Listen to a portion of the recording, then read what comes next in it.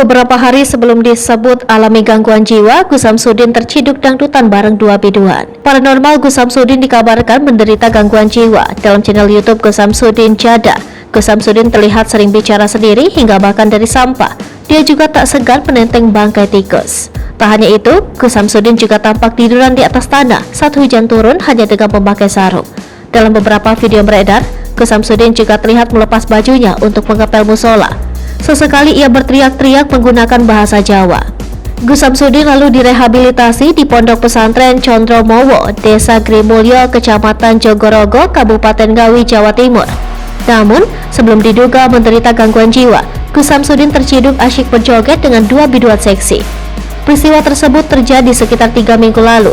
Momen saat Gus Samsudin asyik dangdutan diunggah akun YouTube Komedi Lagu Official.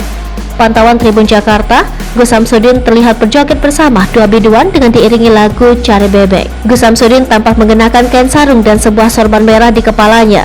Di akhir lagu, Gus Samsudin mengaku takut. "Ho'oh tenan, aku takut," katanya sambil tertawa.